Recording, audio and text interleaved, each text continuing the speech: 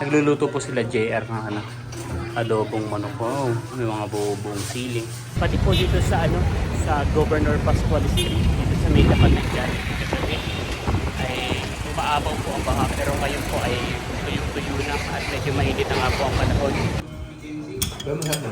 Ito po pala ay atay balon-balunan. Ito po yung i-akit natin sa taas na tatatakan para sa ating bagong client. So sana naman po ay magustuhan niya. Bounds.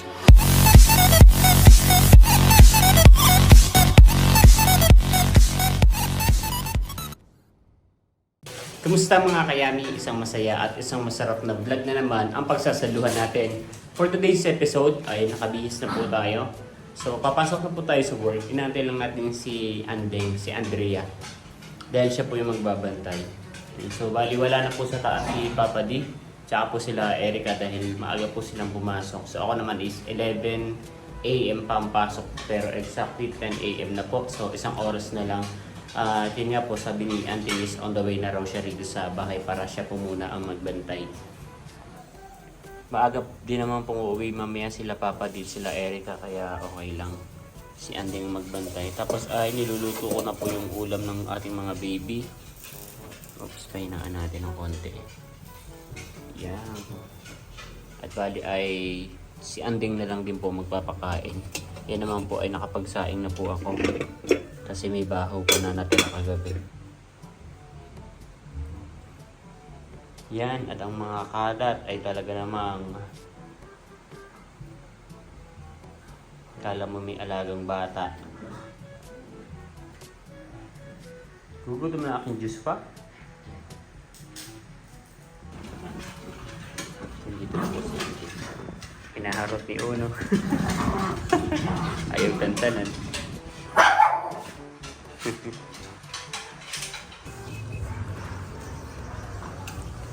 Dito po yung mataas ang baha kagabi. Yung halos ay umabot na po sa ano, ay hindi halos, pumapasok na po talaga sa loob ng tricycle at nababasa na yung aming mga sapatos. Pero ngayon po ay tuyo na. Konting bahagi na lamang po. So sure naman po ako na sa kalsada sa labasan ay ano po, tuyo na rin. Naiga na.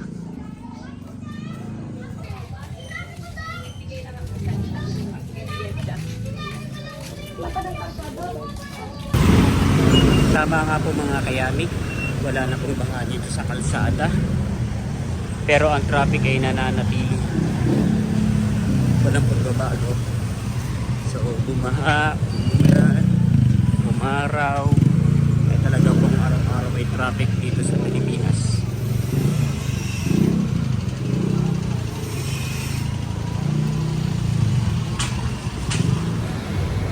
Pati po dito sa ano, sa Governor Pascual Street, dito sa may tapat ng dyan, ay umaabaw po ang baha. Pero ngayon po ay tuyong-tuyo na at medyo mainit na nga po ang panahon. Na may kasama pa rin po hangin. Mga kayami, medyo mas maganda na po yung panahon ngayon. Hindi na po umulan maghapon. Pero nakakataka, mas kukunti yung benta namin ngayon.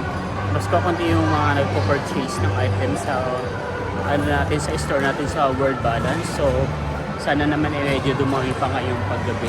Lumabas po ako ng mall at kinuha ko po yung ano, yung palalamog ng tatak. Meron tayong client na subscriber po natin sa taga Marikina at bibigyan po natin siya ng sample ng eco bag sa kanyang business. At pag nagustuhan niya po ito, yun, so possible purchase po ito para sa kanya. Yun. So magbibigay kami ng 3 sample at ipapadala nga po natin sa Marikina, and then kapag nagustuhan niya is magko-continue yung business natin.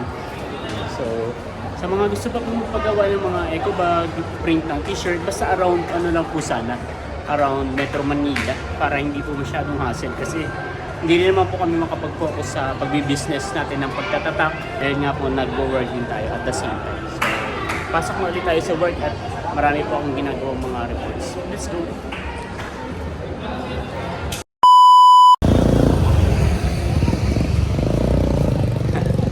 Yung mga kayami, out na po tayo sa work at naglalakad na po tayo. At mabuti naman po at hindi na umulan ngayon maghapon. medyo malakas pa rin naman yung hangin. May konting paghangin pa rin, pero hindi na po umulan. So dala ko na po yung pantatak. At hindi ko sure kung may eco bag na ba sa bahay para sa sample or bibili pa lang si Papa D. Yun. So medyo haggard ako. Hindi ako masyado nakapag-video maghapon kasi nga hindi pa rin ako tapos ng report ko. Yung isa kong ginagawang report ay wala pa ako sa kalahati. Eh yung mga reports ko is nasa kulang-kulang sa mga 8, mga ganon. Mga 7 to 8, mga ganong files ang kailangan ko tapusin. Pero marami na rin naman ako na-accomplish.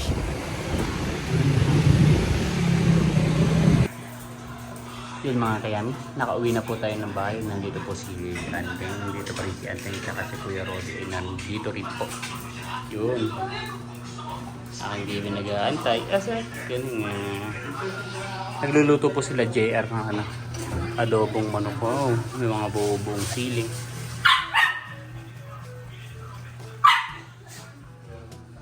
Naghuhugas po si JR ng plato. Yan po masipag talaga sa... Kaya mamaya mag-iigi pa po yan.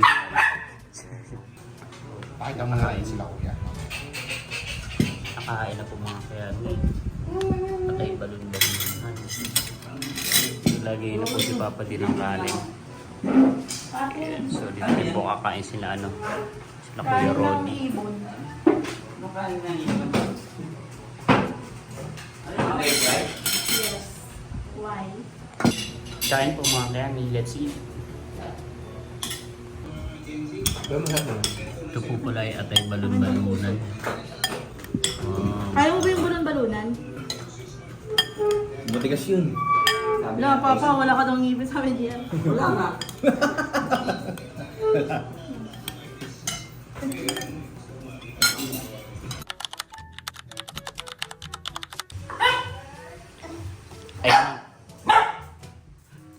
Ay mga kayami, as of recording time, June 3, 2026 at 5 p.m. So, kagabi pagkatapos po natin kumain, ay nakatulog po tayo dahil sa pagod at medyo masama yung pakiramdam. Kaya hindi ko po nadugtungan yung ating vlog. Pero ngayon po is may merienda tayo ngayon. Marami po tayong ginagawa maghapon kahit nasa bahay. At pag may merienda po muna tayo ngayon.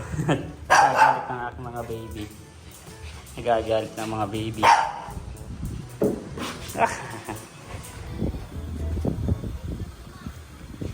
So merienda po tayo mga kayami. Bali yung pita tsaka po itong ano ay sa mga baby natin yung tinapay. So after natin magmerienda ay mag-unbox po tayo ng parcel na kinuha po natin kanina sa school. Tapos ay mga pinamili po ni Papa di sa ano sa Divisoria. Kauwi nga lang po ni Papa di sa ano galing sa Divisoria sa Tondo ay nagtatatak na rin po siya ng mga ano ng mga t-shirt. Okay, para sa fun run sa ano sa Russian Gym Malabon. Akit naman po tayo sa taas sa may 3rd floor. Yan, masuray na. Yan, at ako po ay naglalaba. Yan, so marami na rin naman po akong nalabahan. So ayan po yung mga puti, yung mga pinagsusuot po natin sa kasal. Tapos yung mga damit. Tapos yung mga short. So nakasalang naman po yung mga pantalon.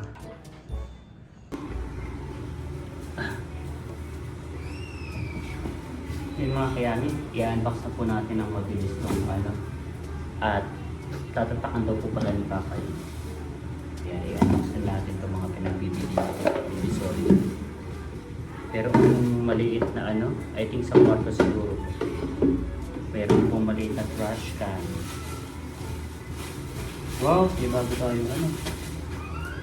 Ganda. Wow, tatlong klase po. Ganda ng kulay nito, green. Tapos ito naman po ay blue. So parang may mga dilog-dilog. Yan. Oops. Bumili rin po si Papa di ng insecticide. Para sa ating mga alagang puppies. Joke lang! Bibi ko yan. Yan. Tapos meron pong biniling loop lock. Nylon tape, ano? Cable tie. nylon cable tie, and then packaging tape. Ano pa kaya? Dahil pa lang pinamigin pa ako. Meron din pong bagong payong dahil tagpila na nga po ngayon. Yan, sige, ikalat niya yan. Wow! Bago po tayo po, ano? I think Cobre Gama kasi may anime garden. Cobre Gama. Yung nakaraan is kulay old rose, kulay naman po is gray. Ganda ng pagkakag-gray niya, parang cloud. Parang cloud gray yung kulay niya. At dalawa pala siya. Ito naman may parang matcha green. And finally, ito po yung i-upload natin sa taas na tatatakan para sa ating bagong client. So sana naman po ay magustuhan niya. At ito po ay maganda. Sabi ni Papa, di tatlo daw po yung ipapadala natin ng sample para sa ating client. So ito ay yung extra large siguro. Siguro large lang. Yan, napakaganda ng kulay. Ano siya? Royal blue. And then napansin ko itong isa is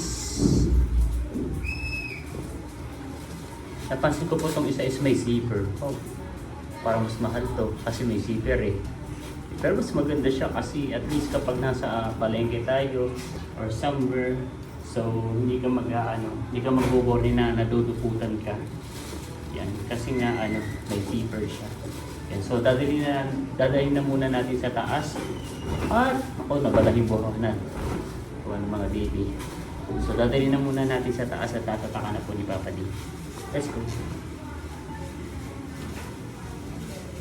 Bali ito yung XL na. XL na ba yan? Akala ko large XL. lang.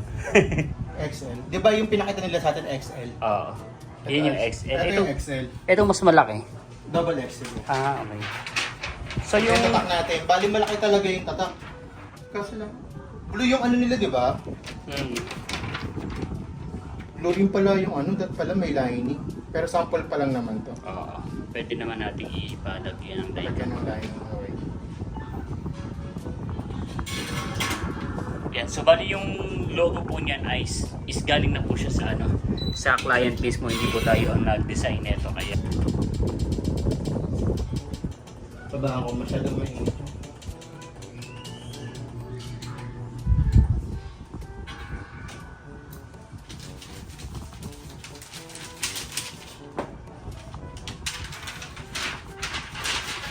hindi nga lang masyadong basa yung clothes Oo, mo. kailangan pala may lining siya na white. Hindi ko nakita yung pala hindi ko pinatanggal yung lining.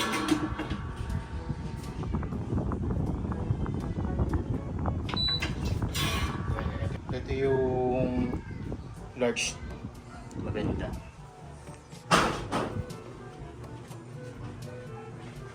Basa naman, kaya lang ay sa malayo ay hindi Bali sa masyado. mga susunod na ipapagawa, papalagyan natin ng Hindi agad mapapansin pero basa pa rin naman. Lalo na dito, tinan mo sa camera. Yan, so ito naman po yung double XL.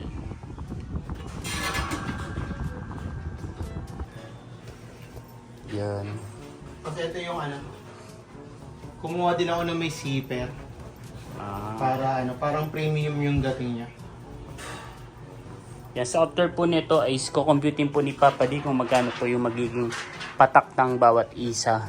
Kung magkano po yung magiging gastos. Tapos ay yun, so sila na lang po mag-uusap ng client kung magkano po yung magiging deal nila sa bawat eco. Pero mas mataas yung price ng ng may zipper. Ba't naisip mo naman kumuha ng may zipper?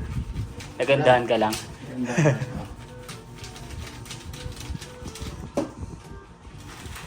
Tamang-tama, naglalaba ako sa taas. Pwede na natin gamitin yan. Okay. Yan mga kayami, live update. Tapos na po tayo maglaba. At sasaing na rin po tayo, maluluto na rin. Tapos nagluluto po tayo ngayon ng sinigang na baboy. So lumabas po ako. Hindi ko na po na-videoan dahil naka-charge yung cellphone ko. At medyo masama rin po yung pakiramdam ko ngayon. Kaya, pero gayon pa man ay ako po yung magluluto ngayon ng sinigang. At meron nga po tayo ditong pinapakuluan na baboy, pork. Tapos may kamatis na po iyan at sibuyas at kalalagay ko lang po yung sili And then maya is lalagyan na rin po natin itong ating mga gulay para lumambot na rin po. Ayun. Nagugutom na aking Diyos pa. Kabantay na. Pagka dyan, baba ikaw dyan, baba, mainit.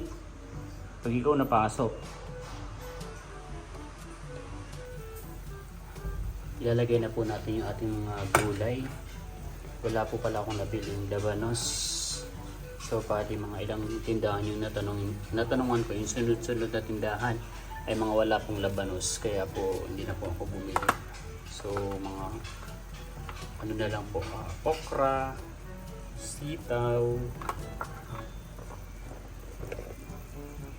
tapos talong, at later ko po ilalagay yung ating kangkong.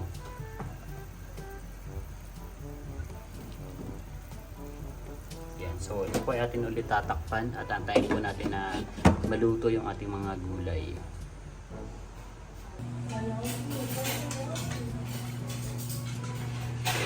Naghahain na po sila Eric at saka sila JR. Hindi ko na po bibidyohan yung pagkain at masyado nang redundant. Kagabi ganito rin yung video ko kaya lang ay naputol nga po dahil masama yung pakiramdam ko. Yun, so kain po tayo mga kayami.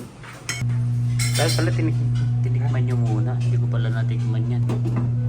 Wala akong panlasa.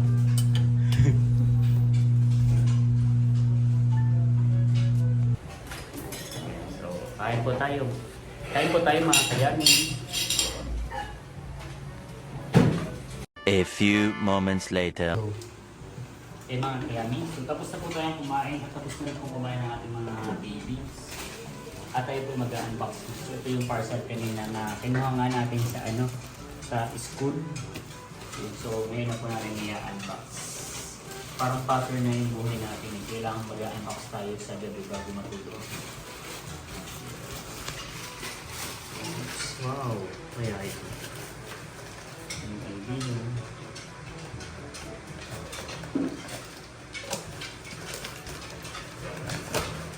Oh, pabango. Parang doon.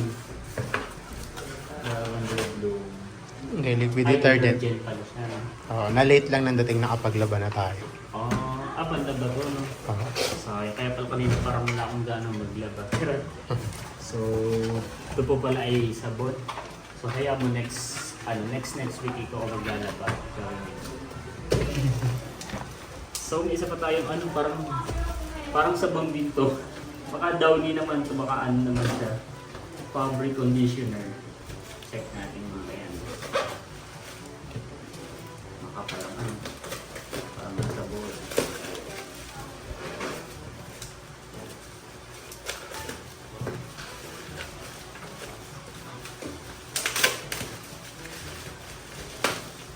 Oh, tama. Ito naman ay antibacterial. Parehas lang to. Tile cleaner yan. Tile cleaner? Pang tiles. Para sa ihirin ng mga Alam ko sa panglabanan naman. Hindi. So, Diba may ganyan tayo na nakaraan na upos na kasi. Bali halos yung na-check out natin ngayon sa Shopee is puro panglinis talaga ng bahay. Nung nakaraan din, ano ba yung nakaraan in-unbox natin? Ano yan? Panglinis yan ng washing. Yung para matanggal yung mga washing machine cleaner. Shine Pro, make it clean. Wow. So, may option ng washing natin. Meron Yung tab clean. rin. So, hindi natin nahuhugas. Pero hindi naman siya applicable na pagkagamit ay totally ihuhugas. So, sa susunod, pwede na natin siya magamit kasi parang 1 month na rin mahigit na hindi natin nagagamit yung nalilinis ng general yung on general cleaning yung ating washing. So, thank you Papa D sa laging pag-order ng mga kakailanganin sa bahay. Mga kayami. So, ito na po yung yung binili po ni Papa D na cobre kama.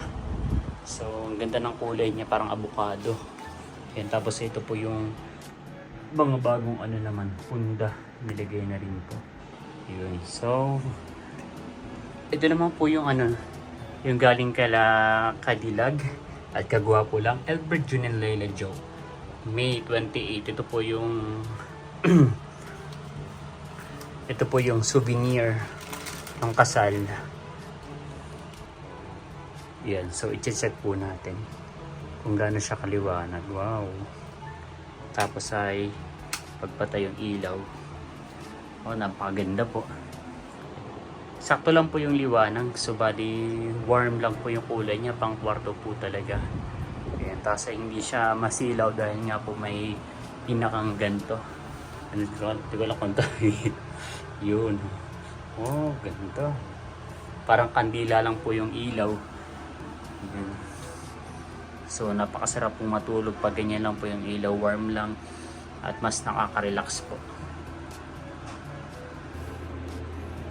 Yan, so medyo masama man po ang pakiramdam natin ay pogi pa rin. So marami pa rin naman po tayong na-accomplish ngayong araw na to. Hindi nga lang po talaga tayo nakapag-focus sa pag-vlog dahil medyo masama po yung pakiramdam ng inyong kayami. So dito ko na po tatapusin ang vlog na to. Maraming salamat po sa lahat ng patuloy na nanonood at sumusuporta. Hindi lang sa aking channel kundi sa buong Team Hitik. Hanggang sa muli para sa isa na namang masaya at masarap na vlog. Bye bye.